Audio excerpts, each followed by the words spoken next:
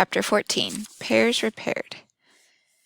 The snowplows plowed, and a warm sun finished the job of freeing the tenants of Sunset Towers, and the figure in the Westinghouse, from their wintry prisons. Angela, disguised in her mother's old beaver coat and hat, and in Turtle's red boots, was the first one out. Following Siddell's instructions, she hastily searched under the hood of every car in the parking lot. Nothing was there. Nothing, that didn't seem to belong to an automobile engine. So much for good gracious from the hood space. Next came Flora Baumbach. Behind her, a bootless turtle tiptoed through puddles. Miracle of miracles. The rusty and battered Chevy started, but the dressmaker's luck went downhill from there. First, the hood of her car flew up in the middle of traffic. Then, after 2 hours of watching mysterious symbols move across the lighted panel high on a wall of her broker's office, her eyes began to cross. After 3 hours, the grin faded from her face. "I'm getting dizzy," she said, shifting her position on the hard wooden folding chair. "And worse yet, I think I've got a splinter in my fanny." "Look, there goes one of our stocks," Turtle replied. SEA, $5, 8.5. GM, $5,067. LVI, 32 1/4. MGC, 2 at $14. T, 1,000 at $65 1/4. AMI, 3 at $19 1/4. I, 8 at $22 1/2. Flora Baumbach caught a glimpse of the SEA, 5 at $8.5, as it was about to magically disappear off the left edge of the moving screen. "Oh my, I've forgotten what that means." Turtle sighed. "It means 500 shares of SEA was traded at $8.50 a share." "What did we pay?" "Never mind, just write down the prices of our stocks as they cross the tape, like I'm doing. Once school opens, it's all up to you." Turtle did not tell her partner that they had bought 200 shares of SEA at $15.25 a share. On that stock alone, they had a loss of $1,350, not counting commissions. It took nerves of steel to play the stock market. "The Mercedes is wiped clean and shiny like new," the doorman boasted. His face reddened around old scars as he rejected a folded $5 bill. "No tips, Judge. Please, not after all you've done for the wife and me." The judge had given him the entire $10,000. J.J. Ford pocketed the bill, and, to make amends for her thoughtless gesture, asked the doorman about his family. Sandy perched on the edge of the straight-backed chair, adjusted his round wire-framed glasses, repaired at the bridge with adhesive tape across his broken nose, and told about his children. "2 boys still in high school, 1 daughter married and expecting my 3rd grandchild. Her husband just lost his job, so they'll all move in with us. Another daughter who works part-time as a typist. She plays piano real good. And 2 sons who work in a brewery." "Must have been difficult supporting such a large family," the George said. "Not so bad. I picked up odd jobs here and there after I got fired from the Westing plant for trying to organize the union, but mostly I boxed. I wasn't no middleweight contender, but I wasn't bad either. Got my face smashed up a few times, too many though. Still get some pretty bad headaches and my brain gets sort of fuzzy. Some dummy of a partner you got stuck with, huh, Judge?" "We'll do just fine, partner." Judge Ford's attempt at familiarity fell flat. "I did try to phone you, but your name was not listed." We don't have a phone no more. Couldn't afford it with the kids making so many calls, but I did make some headway on our clues. Want to see?" Sandy removed a paper from the inside of his cap and placed it on the desk. Judge Ford noticed a flask protruding from the back pocket of his uniform, but his breath smelled of peppermint. The clues as figured out by Alexander McSuthers. Skies. Am. Shining. Brother. Skies is Sykes. Dr. Sykes witnessed the will. Am is brother Amber. Otis Amber. Shining is Shin, the middle name of James Shin, who, or what turtle kicks. Brother, Theo or Chris Theodorcus. Remarkable, the judge commented to Sandy's delight. However, we are looking for one name, not 6. Gee, Judge, I forgot, Sandy said dejectedly. Judge Ford told him about Theo's proposal, but Sandy refused to go along. It seems too easy, the clues adding up to one message, especially for a shrewd guy like Westing. Let's stick it out together, just the 2 of us. After all, I got me the smartest partner of them all. Shallow flattery for the big tipper, the judge thought. McSuthers was not a stupid man, if only he was less obscure and less of a gossip. The doorman scratched his head. What I can't figure out, Judge, is why I'm one of the heirs. Unless Sam Westing just up and died, and there is no murderer. Unless Sam Westing is out to get somebody from his grave. I agree with you entirely, Mr. McSuthers. What we have to find out is who these 16 heirs are, and which one, as you say, was Westing out to get. Sandy beamed. They were going to play it his way. What you need is an advertising campaign. What I need is my half of $10,000. $5,000 is what I estimate the redecorating and the newspaper ads will cost. Get out of here! Get out! Grace stared at Who's smooth, broad face, at the devilish tufts of eyebrow so high above those flashing eyes. Then she turned her back and walked out. Sometimes she wondered about the man. No, he couldn't be the murderer. He couldn't even kill the water bug in the sink this morning. Grace spun around to see if she was being followed on the footstep hushing carpet in the 3rd floor hall. No one was there, but she heard voices. They were coming from her kitchen. It was nothing, just Otis Amber shouting at Crow. Something about losing their clues. I remember them, Otis, Crow replied in a soft voice. She felt strangely at peace. Just this morning, she had been given the chance to hide her love in Angela's bag.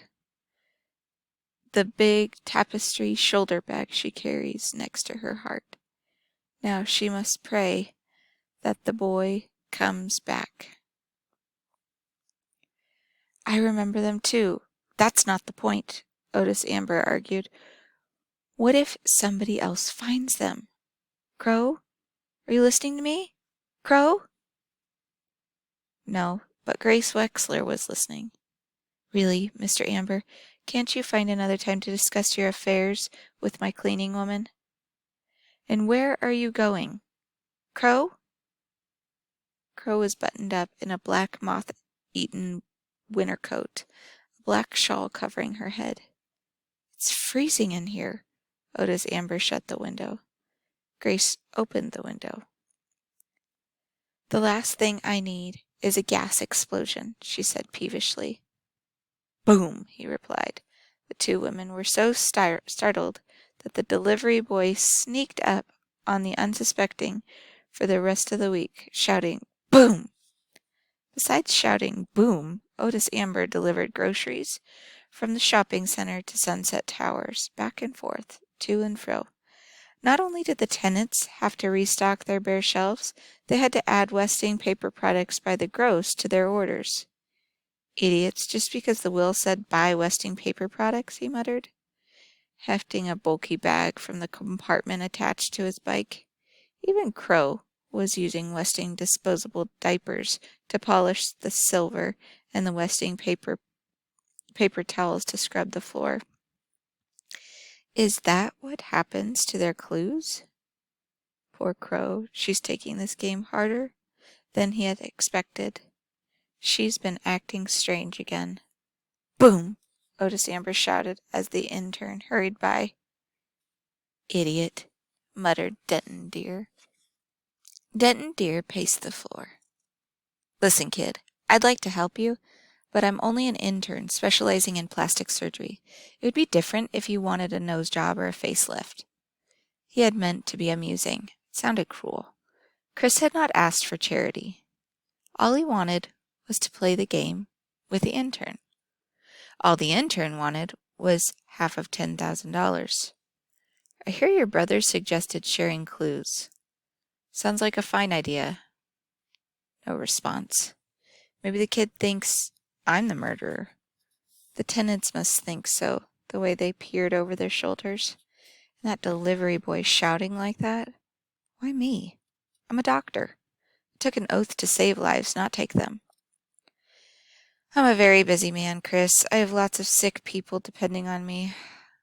"Oh well," plowing his fingers through his stringy mouse brown hair to keep it out of his eyes. When would he find time for a haircut?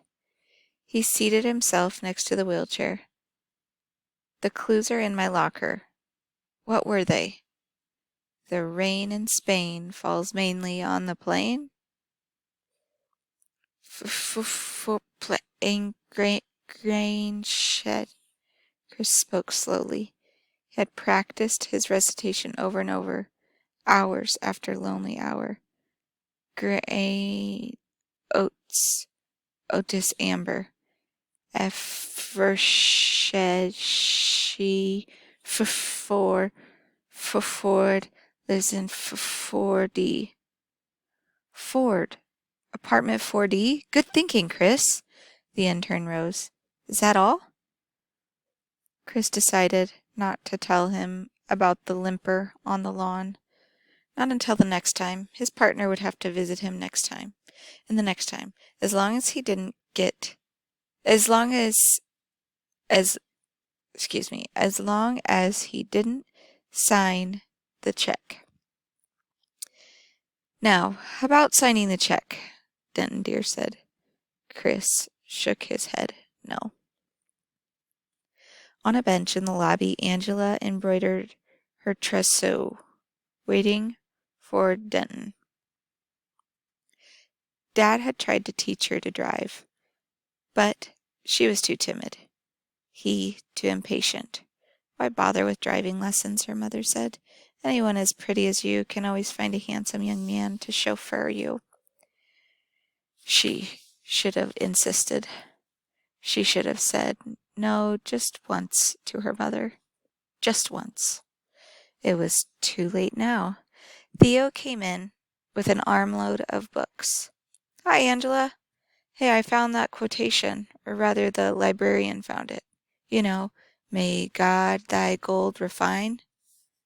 Really? Angela thought it unnecessary to remind him that it was Flora Baumbach and Turtle who had asked about the quotation, not she. What lush lips, what white teeth, what fine and shiny hair. Theo fumbled between the pages of a chemistry book for the index card. On it was written the third verse of America the Beautiful. "America, America, may God thy gold refine, till all success be nobleness, and every gain divine." Theo had begun reading the refrain and ended up singing. He shyly laughed off his foolishness. "I guess it doesn't have anything to do with the money or the will. Just Uncle Sam's patriotism popping up again. Thank you, Theo. Angela stuffed her embroidery in the tapestry bag on seeing Denton Deer rush off the elevator. Hello, Dr. Deer. How about a game of chess? Let's go, the intern said, ignoring Theo. Sandy opened the front door for the couple, whistling America the Beautiful. The doorman was a good whistler, thanks to his chipped front tooth. I can't drive you home. I'm on duty tonight. I'll take a cab. Why must you go back to the hospital? Your crazy partner isn't dying, you know. She's not crazy. She made up her so-called wasting disease. I call that crazy. Nothing was wrong with her legs until the explosion in the Chinese restaurant. You're wrong. First you asked me to look in on her, now you don't want my opinion? Anyhow, I called in a psychiatrist. Maybe you should talk to him too. I've never seen you so troubled. What's wrong? The wedding dress isn't ready? The guest list is too long? You'll have to cope with more important matters than once we're married? Unless you don't want to get married. Is that it? Angela twisted the engagement ring her mother made her wear in spite of the rash. No, she did not want to get married, not right away, but she couldn't say it. She couldn't tell him. Not like that. Denton would be so hurt. Her mother. The engagement was announced in the newspaper. The wedding gown, the shower. But once they found out, she wasn't their perfect Angela. How long has she been sitting here in the hospital corridor? A man in a business suit, the psychiatrist, came out of Siddell's room. You must be Angela, he said. How had Siddell described her? A pretty young thing? I hear you're going to marry one of our interns. She was going to get married, her one claim to fame. How is Mrs. Pileski, doctor? Do you mean, is she crazy? No, no more or less than anybody else in the town. But the crippling disease, she made that up? So what? The woman was lonely and wanted some attention, so she did something about it. And quite creatively. Creatively, too. Those painted crutches are a touch of genius. Is that normal? I mean, it's not insane to shock people into noticing who you are? The doctor patted Angela's cheek as though she were a child. No one was hurt by her little deception. Now go in and say hello to your friend. Hello, Siddell. Without makeup, without jewelry, clothed in a white hospital gown, she looked older, softer. She looked like a sad and homely human being. You talked to the doctors?